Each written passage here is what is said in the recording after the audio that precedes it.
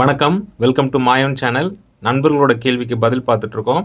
அடுத்து ஜெயந்தி நாகராஜன், சூப்பர் வாஸ்து, நல்லா பயமாக இருக்குது, டென்ஷனாக இருக்கும் sir. You correct sir, thank you. Okay thank you madam. Vastu சரியில்லாத வீட்டில் என்ன பிரச்சனை, அந்த வீடியோ பார்த்துட்டு பண்ணியிருக்காங்க. ஓகே மேம், நன்றி. அடுத்து ஸ்ரீ எஸ்விஆர் ஐயா, உள்ளளவு எப்படி கணக்கிடுவது? ஒவ்வொரு அறைகளுக்கும் தனியாக கணக்கிட வேண்டுமா? Partition wall, cupboard, attached bathroom சேர்த்து கணக்கிட வேண்டுமா அல்லது தவிர்க்க வேண்டுமா? மனையடி சாஸ்திரம் உள்ளளவு மற்றும் வெளியளவு வேறுபாடுகள் இருக்கின்றதா? நான் இதுக்கு வீடியோ போட்டிருந்தேன், நீங்கள் பார்க்கணும்னு நினைக்கிறேன் சார். நான் இருந்தாலும் இதுலேயும் சொல்கிறேன், புரிஞ்சுக்குங்க. இப்போ உள்ளளவுன்றது கிளியர் அப்படிங்கிறது வந்து பார்த்திங்கன்னா, நீங்கள் ஒரு ரூம்குள்ளே போகிறீங்கன்னா உள்ளளவை மெஷர் பண்ணுறீங்க. என்ன ஆக்சுவலாக இருக்குதோ அந்த அளவு மட்டும் எடுக்கிறீங்கல்ல, அதுதான் உள்ளளவு. சரிங்களா? அது வந்து நல்லளவுகளாக பார்த்து வச்சுக்கணும். இப்போ நீங்கள் இந்த கேலண்டர் பின்னாடி இருக்குல்ல, மனையடி சாஸ்திர அளவுகள்னு போட்டிருக்கோம். 6 நல்ல அளவுகள்னால் 6 அடி, 8 அடி, 10 அடி, 11 அடி, 16 அடி, 17 அடி, இந்த மாதிரி வரிசையாக போயிட்டுருக்கோம். அந்த மாதிரி உள்ளளவை நீங்கள் மெஷர் பண்ணி பார்க்கும்போது நல்ல அளவுகளில் வர மாதிரி பார்த்துக்கணும். சரிங்களா? உள்ளளவுனா உள்ளே போய் நீங்கள் நிற்கும்போது அந்த உங்களுக்கு கண்ணுக்கு தெரிகிற வால் டு வால் நீங்கள் எடுத்து பார்த்தீங்கன்னா என்ன மெஷர்மெண்ட்டோ அதுதான் உள்ளளவு. சரிங்களா? அடுத்து நீங்கள் இப்போ பார்ட்டிஷன் வால், கபோர்டெலாம் சேர்க்கக்கூடாது. வீட்டு கபோர்டெலாம் நீங்கள் வச்சுக்கிறது வந்து அது உங்கள் விருப்பம். அதெல்லாம் நீங்கள் வரக்கூடாதுலாம் யோசிக்காதீங்க. சரிங்களா? கபோர்டுங்கிறது வந்து இப்போ நம்ம ஒரு பீரோ மாதிரி வைக்கிறோன்னா அது வந்து அசைகிற பொருள், நகர்த்துற பொருள். கபோர்ட்னா மேசன் ஒர்க்கில் பண்ணுறீங்க, அதனால் நீங்கள் அப்படி யோசிக்கிறீங்க போல இருக்குது. கபோர்ட்லாம் கணக்கெடுக்கக்கூடாது. அட்டாச்டு பாத்ரூம் அதெல்லாம் கணக்கெடுக்கணும். ரூம் கணக்கில் வந்துட்டதெல்லாம் நீங்கள் கணக்கெடுக்கணும். கபோர்டு சிஸ்டத்தெல்லாம் நீங்கள் மெஷர்மெண்ட்டில் எடுக்கக்கூடாது. கபோர்டு வந்துருச்சு அப்படின்னா அது அந்த அளவுக்குள்ளே வராது, அப்படிலாம் யோசிக்காதீங்க. சரிங்களா? நீங்கள் கணக்கு எடுத்துக்கிறது வந்து நான் வேணால் ஒரு டிராயிங்கில் உங்களுக்கு இது விளக்கமாக சொல்கிறேன், புரிஞ்சிக்க முயற்சி பண்ணுங்கள். நான் இதுக்கு முன்னாடியே ஒரு வீடியோ போட்டுட்டேன். அதாவது அளவுகள் பார்க்குறதா இருந்தால், மனையடி சாஸ்திரம் பார்க்குறதா இருந்தால் என்னை பொறுத்த வரைக்கும் உள்ளளவும் பார்க்கணும், வெளியளவும் பார்க்கணும். வெளியளவு பார்த்து முடிச்சுட்டு அந்த வெளியளவுக்கு மனைக்குழி பொருத்தமும் பார்க்கணும். பார்க்குறதா முடிவு பண்ணிட்டீங்கன்னா அது மாதிரி நான் ஒரு பிளான் வேணால் காட்டுறேன், உங்களுக்கு புரியும் பாருங்கள். இப்போ இந்த பிளான் பாருங்கள், உங்களுக்கு புரியும். நான் உங்களுக்காக தான் இது மாதிரி போட்டிருக்கேன் பாருங்கள். இப்போ இங்கே கவனித்து பாருங்கள். படிக்கட்டோட உள்ளளவு 6 அடி 6 அங்குலம் வருதுங்களா? இந்த வால் திக்னஸ் பாருங்கள். ஃபஸ்ட் எடுத்தோன்னே வால் திக்னஸ் 9 இன்ச்சு போட்டிருக்கேன்னா 9 அங்குலம் வால், கரெக்டுங்களா? சுவரோட திக்னஸ் பார்த்தீங்கன்னா 9 இன்ச்சு. உள்ளளவு இந்த படிக்கட்டோட கூண்டோட உள்ளளவு பார்த்தீங்கன்னா 6 அடி 6 அங்குலம். அடுத்த செவர் 9 அங்குலம் போட்டிருக்கேன்னா, அடுத்து இந்த கிச்சனோட அளவு இந்த அளவு பார்த்தீங்கன்னா 8 அடி. அப்புறம் சிங்கிள் வால் 4 அங்குலம் வால் போட்டிருக்கேன். அப்புறம் இந்த டைனிங்க்கு 8 அடி போட்டிருக்கேன். அடுத்து பாருங்கள், இந்த வால் 4 அங்குலம் போட்டிருக்கேன். அப்புறம் இந்த மாஸ்டர் பெட்ரூமோட அளவு 10 அடி போட்டிருக்கேன். அப்புறம் இது 9 அங்குலம்.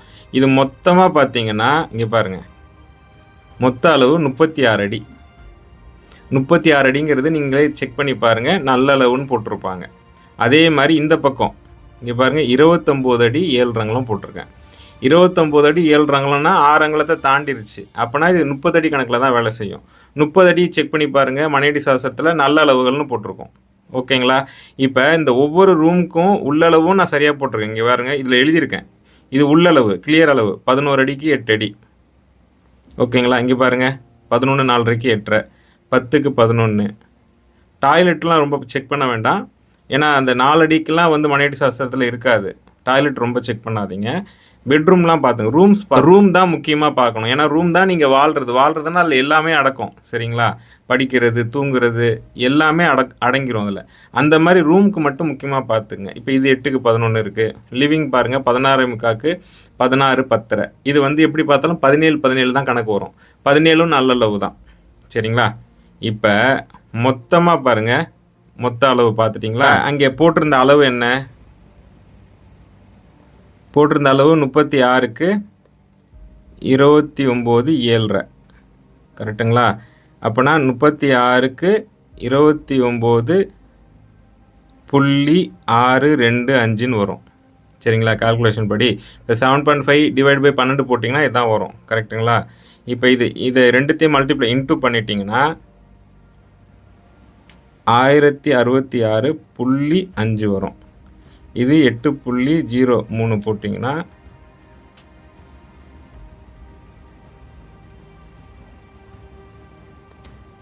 132.81 வரும். புள்ளி 5க்கு மேலே தாண்டிருச்சுன்னா 81 வந்திருக்குன்னா 5க்கு மேலே தாண்டிருச்சு. அப்போனா 133 குழி. ஓகேங்களா? 133 குழிக்கு கால்குலேஷன் நான் ஏற்கனவே போட்டு வச்சுருக்கிறேன். இதெல்லாம் ஒரு செகண்டில் போட்டுற முடியாதுங்க, ரொம்ப நேரம் டைம் எடுத்துக்கும். சரிங்களா? நான் ஏற்கனவே போட்டு வச்சுருக்கனால உங்களுக்கு சாதாரணமாக இதை போட்டு காட்டுறேன். இப்போ பாருங்கள், 133 குழிக்கு என்ன வருதுன்னு போட்டிருக்கேன் பாருங்கள். 8 பொருத்தம் வருது. பக்காவாக இருக்குது. வயதும் 91 வருடம் வயது, பசுமனை. இதுதான் மனைக்குழி பொருத்தம் பார்க்குறதுக்கான கான்செப்ட். ஓகேங்களா? இதை டீட்டெயிலாக எப்படி போடுறது, ஒன்றுத்துக்கும் போடுறது அப்படிங்கிறது மனைக்குழி பொருத்தம்னு ஒரு வீடியோ போட்டிருக்கேன், அதை போய் பார்த்து தெரிஞ்சுக்கங்க. இப்போ சொன்னதில் உங்களுக்கு புரிஞ்சிருக்கும். அப்போ உள்ளளவு பார்க்கணும், வெளியளவு பார்க்கணும். அதாவது வெளியளவு பார்க்கும்போது வால் திக்னஸ் எல்லாத்தையும் சேர்த்து தான் பார்க்குறோம். உள்ளளவு பார்க்கும்போது உள்ள கிளியர் அளவு தான் பார்க்கணும். உள்ளே இருக்கிற ரூமோட என்ன அளவோ அந்த சைஸை அளந்து பார்க்குறது தான் உள்ளளவு. வெளியளவு பார்க்கும்போது மொத்தமாக பில்டிங்கில் அதில் சேர்த்துருவோம். மொத்தமாக அதுக்குள்ளே எல்லாமே அடக்கும். செவுறு அடக்கம், வால் திக்னஸ் அடக்கம் ஆயிரும். உள்ள கபோர்டு, எந்த ரூம், அட்டாச் டாய்லெட் எது இருந்தாலும் வெளியளவில் அது அடக்கம் ஆயிரும். கரெக்டுங்களா? அப்போ வெளியளவு பார்க்குறோம், உள்ளளவு பார்க்குறோம். உள்ளளவு பார்த்துட்டு வெளியளவுக்கு மனைக்குழி பொருத்தம் பார்க்குறோம். இதுதான் அந்த ஸ்டெப் பை ஸ்டெப்பாக பார்க்குறது. ஓகேங்களா? இது அவசியம்னா பார்த்துக்குங்க. அவசியம் எனக்கு இல்லை, ஏன்னா குழி பொருத்தம் எல்லாருக்கும் பார்க்க தெரியாது. அப்போ நீங்கள் என்ன பண்ணுங்கன்னா அளவுகள் மட்டும் பார்த்துங்க. உள்ளளவு பார்த்துங்க, வெளியளவு நல்ல அளவுகளாக பார்த்துங்க. அது மட்டும் போதுமானது. திரும்பவும் சொல்கிறேன், வாஸ்துவோட கான்செப்ட் படி வீடோட அமைப்பு தான் 100% வேலை செய்யும்.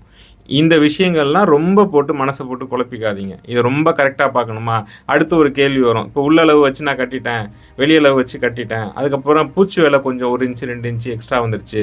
பிளாஸ்டிங் சொல்கிறேன், சிமெண்ட் பூச்சி வேலை இருக்குது பாருங்கள், அது கூடுதலாக வந்துருச்சு. அப்போ அளந்து பார்க்கும்போது கொஞ்சம் தப்பான அளவுக்கு போகுது. இப்படிலாம் குழப்பிப்பாங்க. அவசியம் இல்லைங்க. உள்ளே இருக்கிற நீங்கள் டிராயிங் போடும்போது என்னவோ அதை மட்டும் செக் பண்ணிக்கோங்க. அதுக்கப்புறம் பிளாஸ்டிங்லாம் பண்ணி முடிச்சுட்டு வர திக்னஸ் எல்லாம் ரொம்ப ஆராய்ச்சி பண்ணி செக் பண்ணாதீங்க. அப்படி பண்ணிங்கன்னா வீடை வாஸ்துப்படியே கட்டிக்க முடியாது.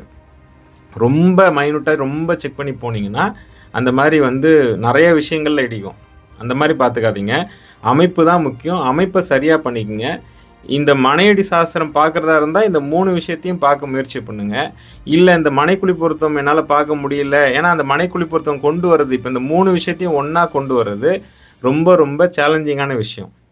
அது எல்லாராலையும் பண்ண முடியாது. அது ரொம்ப கால்குலேஷன் போட்டு பார்க்கணும். அது முதல்ல நம்ம இருக்கிற அமைப்பு, அந்த வீட்டுக்கு அந்த அமைப்பை கொண்டு வர்றது, மனை குழி பொருத்தத்தை கொண்டு வர்றது ரொம்ப ரொம்ப சேலஞ்சிங்கான விஷயம். ரொம்ப கால்குலேஷன் போட்டு தான் கொண்டு வர முடியும். ஏற்கனவே போட்டு வச்சுருந்தா சாதாரணமாக சொல்லிடலாம். புதுசாக போடும்போது அது ரொம்ப சேலஞ்சிங். ரொம்ப டைம் எடுத்துக்கும் பண்ணுறதுக்கு. சில பேருக்கு அவ்வளோ பொறுமை இருக்காது. அப்போனா நீங்கள் அளவுகள் மட்டும் பார்த்துக்குங்க. உள்ளளவு வெளியளவு மட்டும் சரியாக பார்த்துங்க. ஓகேங்களா சார்? ஓகே, நன்றி சார், நன்றி.